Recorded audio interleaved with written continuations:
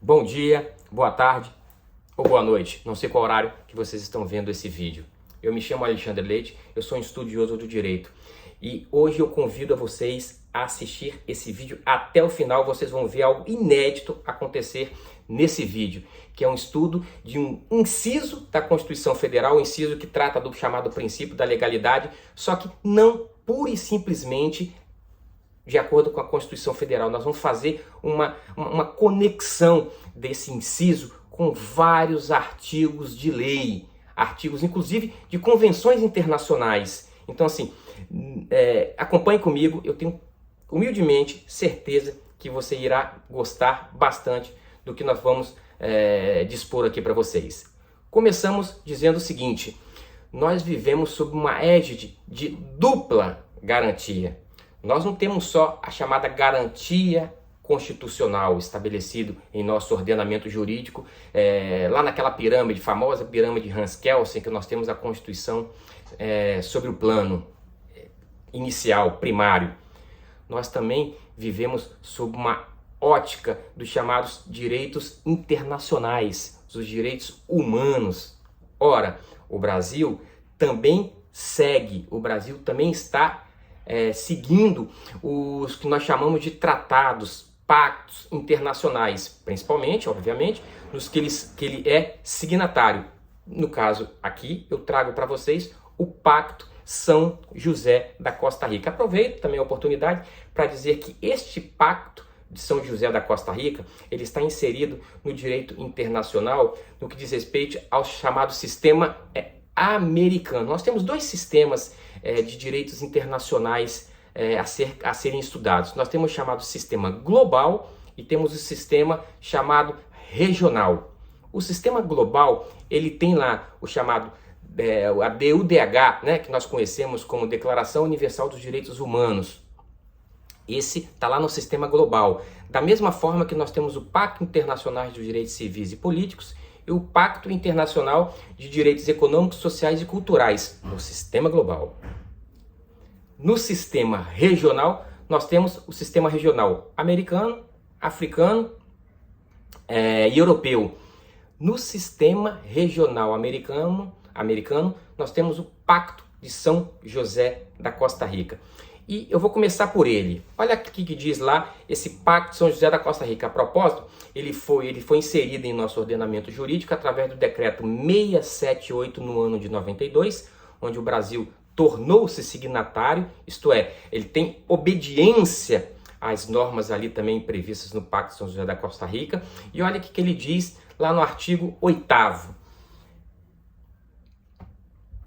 Artigo 8º do Pacto de São José da Costa Rica, mais especificamente a linha G, diz assim: toda pessoa tem direito de ser ouvida, direito de não ser obrigada a depor contra si mesma, nem a declarar-se culpada. Esse pacto, essa informação acerca do tema, ela já traz para nós aquele famoso raciocínio de que ninguém é obrigado a constituir prova contra si mesmo. A inteligência desse inciso traz para nós algumas interpretações que nós faremos com vocês aqui neste momento. Agora, a partir dessa informação, eu vou lá na Constituição Federal e trago para vocês lá o inciso 2º, que é o objeto do nosso estudo. Ninguém será obrigado a fazer ou deixar de fazer alguma coisa, senão em virtude de lei. Ninguém é obrigado a fazer ou deixar de fazer alguma coisa, senão em virtude de lei.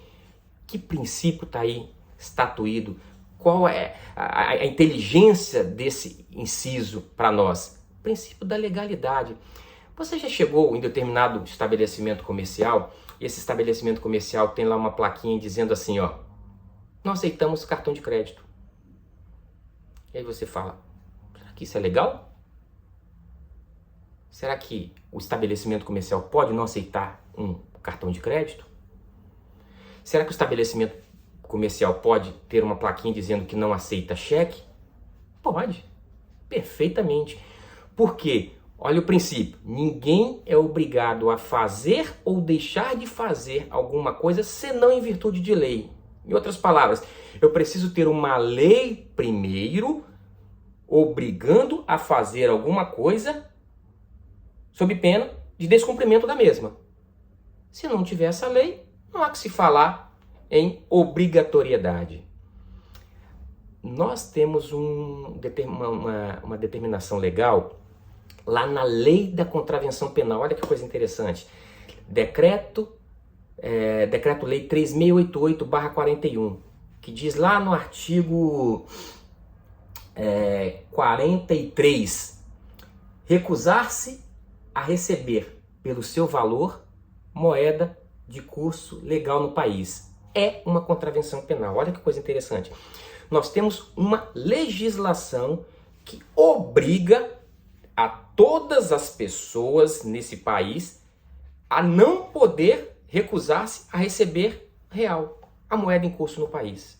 Tem lá, sob pena de responder a uma contravenção penal. Só que não temos lei que diz que a pessoa é obrigada a aceitar o cartão de crédito, que é obrigada a aceitar o cheque. Comecemos por essa informação. O princípio da legalidade, ele tem muito impacto no nosso dia a dia, principalmente quando a gente começa a pensar acerca do direito penal. Olha o que diz o Código de Processo Penal acerca do princípio da legalidade.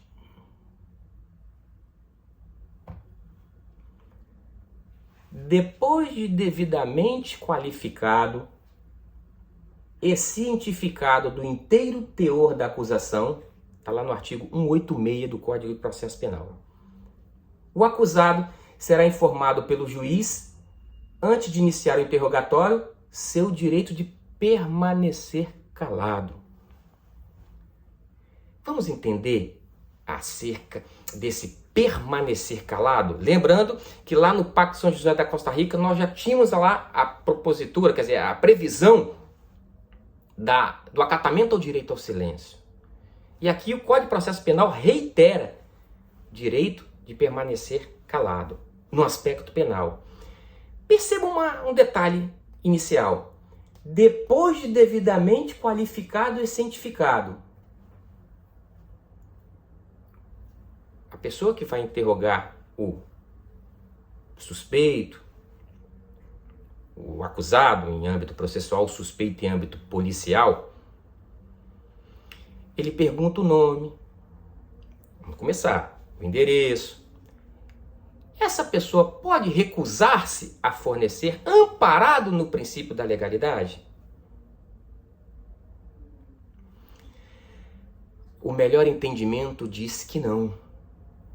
O melhor entendimento diz que a permanência, a manter-se calado, é matéria meritória. É ele ficar calado em se tratando de situações de mérito, que traga a ele consequências criminais. Imputa a ele, por exemplo, a prática de um crime. De fato, eu fui a pessoa quem cometiu o crime. Esse permanecer calado não abrange o nome, a qualificação.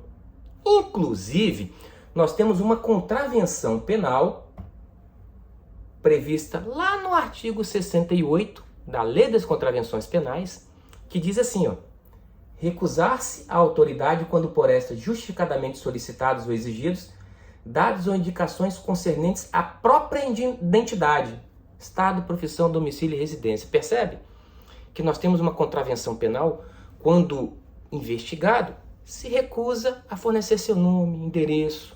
Está lá estabelecido. Isso fere o princípio da legalidade, o princípio de que ninguém é obrigado a constituir prova contra si mesmo? Negativo. Nós não estamos falando aqui de matéria meritória, nós estamos falando de qualificação. O direito ao silêncio, ele abarca tão somente a matéria, o conteúdo efetivo da acusação. Ninguém é obrigado a constituir prova contra si mesmo. Nós estamos diante de fatos criminais onde aquela pessoa pode ficar efetivamente silente, calada, porque aquela declaração que ele vai, por exemplo, que ele pode dar, irá incriminá-lo. Ora, o ônus da prova cabe a quem o alega. No caso, se for uma ação de âmbito público, ao Ministério Público. Ele não precisa constituir a prova contra si mesmo.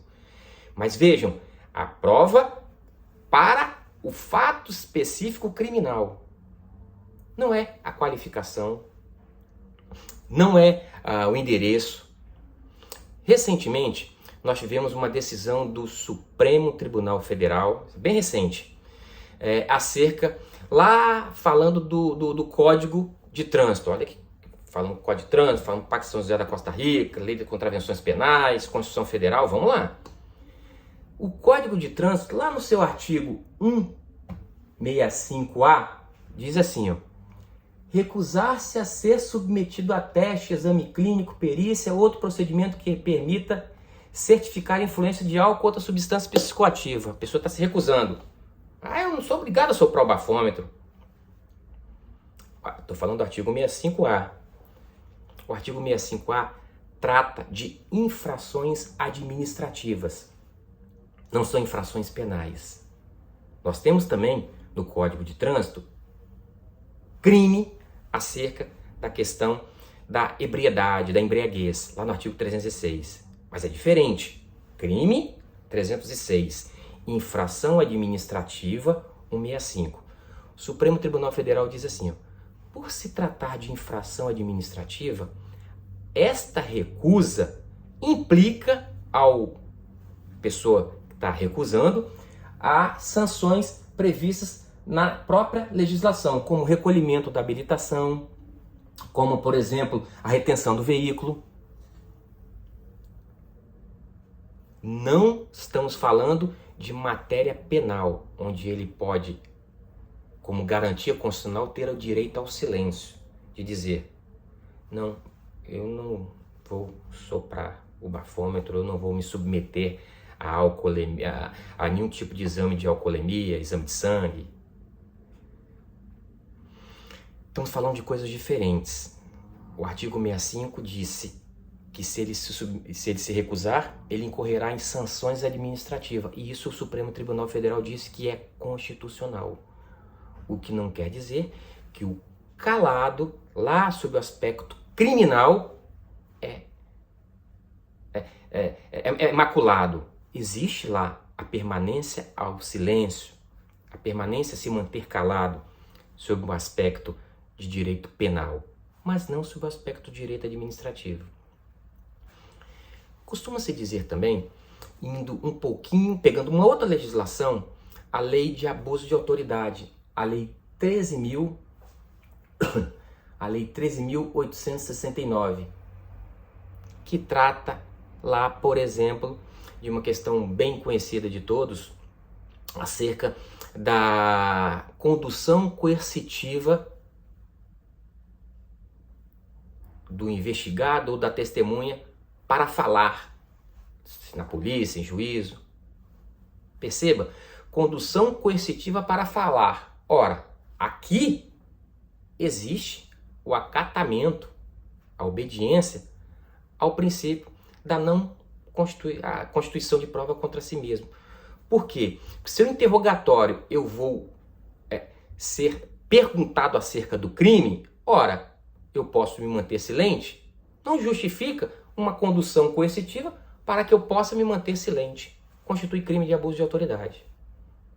Agora perceba uma coisa, e se eu tiver uma condução coercitiva do investigado para que ele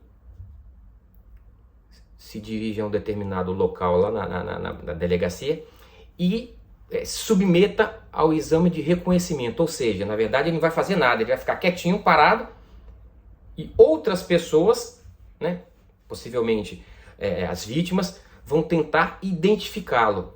Ele foi conduzido coercitivamente para se submeter ao exame de identificação. Ele parado ficará e possivelmente a vítima tentará verificar se aquele cidadão ele foi efetivamente o autor do delito.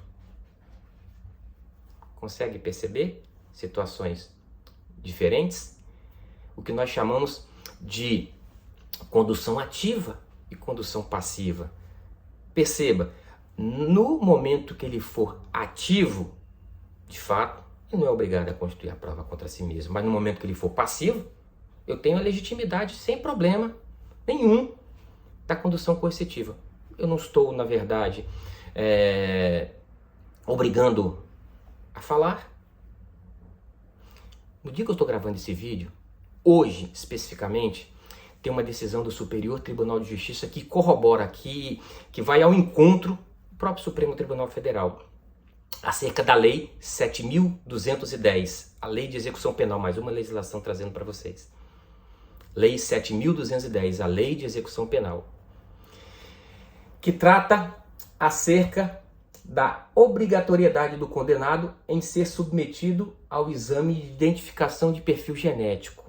O que quer dizer isso? Lá no artigo 9A, diz assim: o condenado por crime doloso praticado com violência grave contra a pessoa, bem como por crime contra a vida, contra a liberdade sexual ou por crime sexual contra vulnerável, será submetido obrigatoriamente à identificação de perfil genético, mediante a extração de DNA. Olha que coisa. Ou seja, eu tenho que o condenado, ele é obrigado a submeter ao exame de perfil genético. Ele é obrigado a fornecer elementos que constem o seu DNA. Olha aqui que o STJ, inclusive corroborando o entendimento do Supremo, diz assim, perfeitamente, ele é obrigado, desde que esse material genético seja um material fora do corpo. Por exemplo, uma saliva numa colher que ele comeu. Não estou pedindo, não estou obrigando a fazer um exame de sangue. Por exemplo, uma saliva no cigarro que ele fumou, matar ali o cigarro, vou fazer um exame aqui. Então, perceba que os objetos precisam estar destacados do corpo. Não posso obrigá-lo a dar o braço para fazer um exame de sangue, a ele tirar um fio de cabelo, sou obrigado a tirar seu cabelo. Não posso obrigá-lo a proceder dessa forma. E a decisão foi exatamente ao encontro desse entendimento, dizendo que é inviável essa possibilidade de obrigá-lo. Só é possível fazer esse tipo de exame nos materiais destacados do corpo humano. Senhores, o princípio da legalidade, ninguém é obrigado a fazer alguma coisa senão em virtude de lei.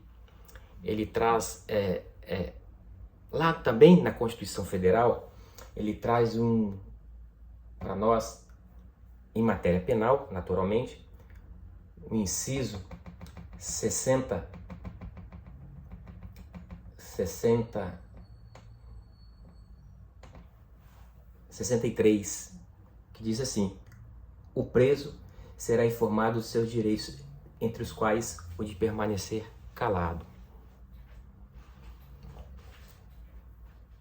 A mantença ao silêncio, a garantia constitucional ao silêncio, ela é trazida para nós, ela é alicerçada pelas normas constitucionais, bem como pelas normas internacionais, nas quais o Brasil é signatário, quando envolver matérias meritórias, matérias que implicam o reconhecimento do delito, o ônus da prova para reconhecer um delito. O direito ao silêncio, ele está diretamente ligado às questões penais e processuais penais. O famoso brocar do latim, nemo tenetur se detegere.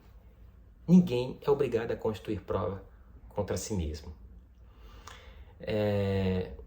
Trouxe algumas informações para vocês, procurando linkar o estudo do inciso 2º da Constituição Federal, trazendo ligações com lei de abuso de autoridade, lei das contravenções penais, lei de execução penal, Pacto São José da Costa Rica, enfim, lei de trânsito, código de trânsito, tentando trazer um pouco de liame dessa ciência jurídica que é tão sensacional o seu estudo.